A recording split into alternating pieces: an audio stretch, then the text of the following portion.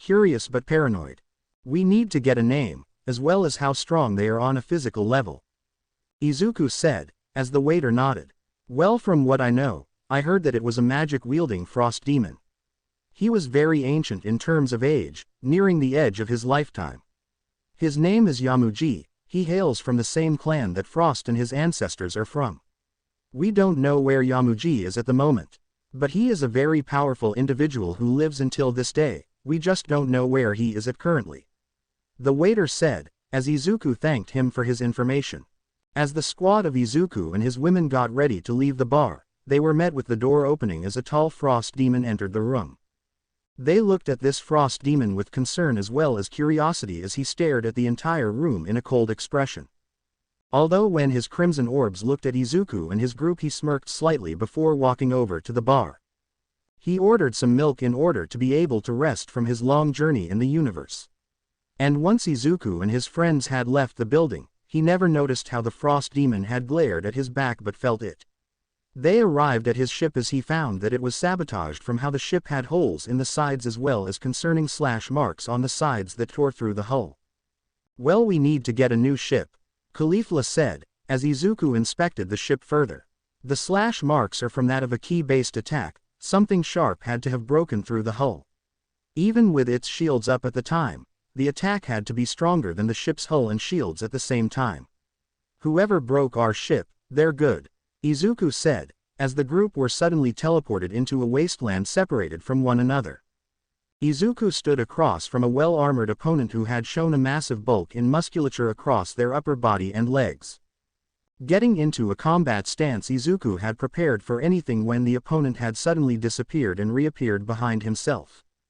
Raising his guard, Izuku blocked the attack before a kick landed on his crossed arms, launching him from the ground and into the air. He watched as the frost demon's hand had reached for him as he spun in the air and activated a key barrier around his body in order to prevent what it was doing.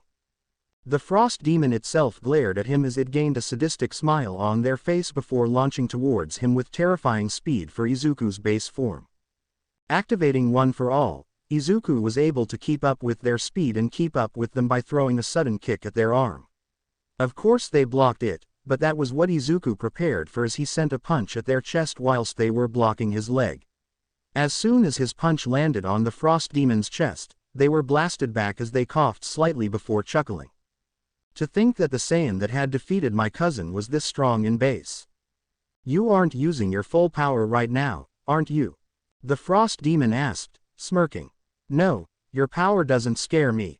If anything, it's just slightly larger than Frost's own, Izuku said, as he smirked at his opponent. Oh, you must be mistaken. My power is leagues above Frost's. How about I show you how much more powerful I am than my cousin? The frost demon called out, as he powered up to maximum and he began to mutate. As much as I would love to watch you transform and get stronger, I need to find my friends, Izuku said, disappearing from sight and landing a gut punch on his opponent, knocking them out. As they collapsed on the ground, Izuku looked back at them for a moment or two before nodding and flying away. On the other side of the planet, Buu was fighting her own opponent who had taken her by surprise, but she had quickly defeated them without trouble. The same was for Caulifla and Kale, who used their full base powers in order to defeat their opponents without issues. Once they met up within the wasteland that Izuku was at, they looked for the main problem that they would have. They felt a massive power moving towards them, but it wasn't the massive power that Murik had foretold them all about.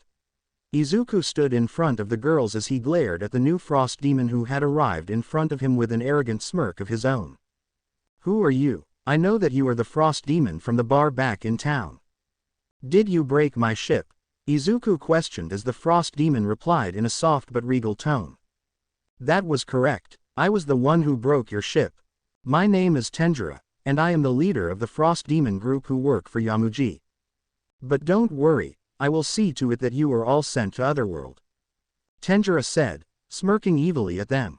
Well, I hate to explain this to you, Tendera, but your allies were incredibly weak compared to the power you wield. But that pales in comparison to the power that I gained in the Tournament of Power, Izuku said, as he looked at Tendera. Oh, this is my final form at the moment. I still have 2 more transformations. What you see is just a mere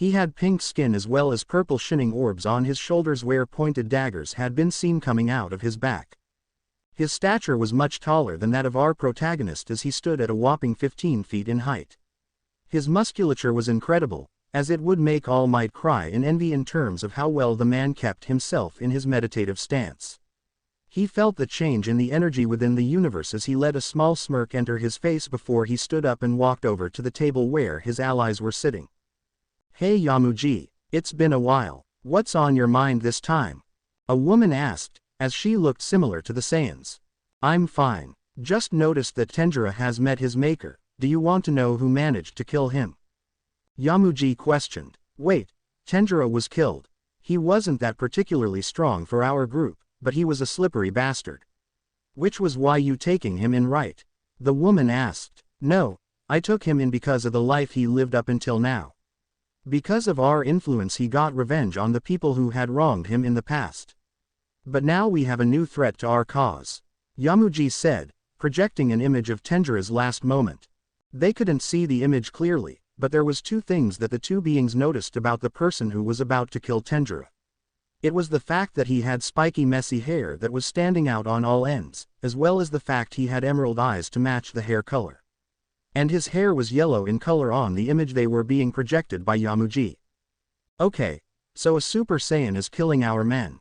We're plenty stronger than Tendera though, I believe that we can kill this bastard if we run into him," the woman said, as Yamuji stared at the image a bit longer. I guess you're right Hestari. But that doesn't mean that I won't send out Frelardus towards his direction. I will inform him about his younger brother being killed," Yamuji said, walking away. Hestari watched as Yamuji walked away before she went back to eating her dinner as she thought about Izuku for a moment. He seems like the type who'd be shy around women. I am going to have a lot of fun with him if he crosses paths with me, Hestari thought as she giggled to herself. Okay everyone, the past 19 chapters of this story have just been me transferring my story from Wattpad over onto this platform. I wanted to let you all know that from this point onward, everything you will find will be new to the overall story, and I certainly hope that you all enjoy it from here on out. Izuku's power level is innumerable in this story since it's already reaching the godly terms for power itself. But since Toriyama had stated that Beerus was placed in the godly power scaling at a 10, Izuku in this story will be placed at around a 7. I'm not sure what scale Goku was in terms of comparison to Beerus, but if I can remember properly, he was placed at around I believe a 6. The same was done for Vegeta, so having Izuku be at a 7 at this point cause everything in the manga has been placed during the time skips that have been shown in this story. Gohan has Beast by the time of the upcoming chapter after this author note is public. Now for those of you who are wanting new forms for Midoriya Izuku now that he is a full-blooded Saiyan. These are the forms he can currently use and some that he can access during this part of the story. Uzaru Alpha powered, this form allows Izuku to contain the Blutz waves of a moon and transform into a giant green-furred ape. He supposedly loses all mental acuity with the form when he was first introduced to the form, but from training with Vegeta on Earth off-screen, he has fully mastered the state enough to utilize his quirk with it. It is a devastating combo. Super Saiyan 1, full power, this makes Izuku's body and power increase dramatically to the point that he looks somewhat like a younger All Might from America. Super Saiyan 2, full power, this will make Izuku's muscles sleeker and increase his power and speed by 2 times that of his full power Super Saiyan form. Although this form based on Gohan's usage of the form increases the ego of the person. Super Saiyan 3, full power, Izuku can access this form. He just prefers to not utilize it because of the massive energy drain. And before you say that he should have mastered it already, he did. It just consumes too much power for him to even handle it at his age.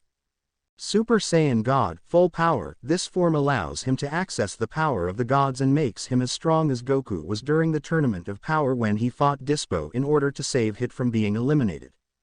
Super Saiyan Teal, full power, this form is a combination of 100% of his maximum ability to use One for All and combining its power with Super Saiyan Blue, changing his hair color from a bright lime green into a teal color. His power is nearing Jiren's full power form against Mui Goku in the tournament of power, but because he's been training on the side, it may have gotten more powerful. Those are the forms he has attained through hard work and dedication to his training. Even with days off, he still increases his power level through resting on days where he'd normally train non-stop until he gets exhausted. But these are the forms that come after all the power he has attained. He will still use the weaker Super Saiyan forms, just at different times when they are useful. But here are the forms that Izuku doesn't have access to but will attain them at some point in the future. Super Saiyan Uzaru, OFA-powered, Super Saiyan version of Uzaru and OFA-powered. So not much change except for Izuku needing to force his will on his giant ape transformation. Super Saiyan 4 combined with OFA, this form is hundreds of times stronger than the great ape transformations with OFA powering them up even more. This form takes on certain features of the Uzaru form and places the fur on the user's arms and wrists. Their tail becomes thicker and can be used for attacks at much higher speeds than normal. Super Saiyan 4, Super Full Power, the Super Full Power version of SS4, not much changes except surpassing the current limit of Super Saiyan 4 combined with OFA. Black Whip Armored, Super Saiyan 4. Black Whip covering most of the Super Saiyan 4's body in order to prevent exhaustion from taking over the body and forces it to fight. Just slightly stronger due to another power's presence within Midoriya's body. Those are the forms he can attain in the future, but they are far away from the current part of the story right now, or are they? Anyway, hope you all enjoyed this little author note. And give it a much thorough read, as I will make a new chapter tomorrow following the death of Tendera and the introduction of a new character who will be an enemy. Ciao.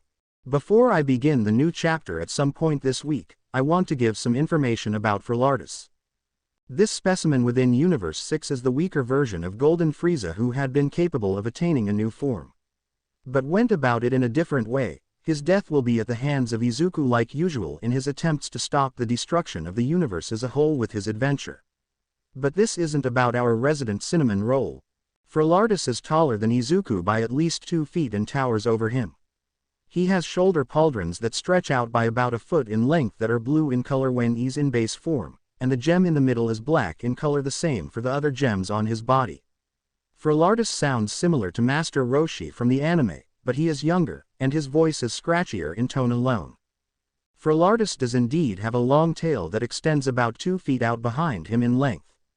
His facial expression will always remain neutral, but when he gets stressed, he will become more and more panicked and attempt to end any fight he's in as fast as possible. In terms of his aura for how he powers up, it will be white in color when in base form before it will change to a dark chrome color when he enters his transformed state, something that I will keep protected from the readers until he decides to transform. His personality will actually be more akin to Bakugo Katsuki's attitude when it comes to fighting.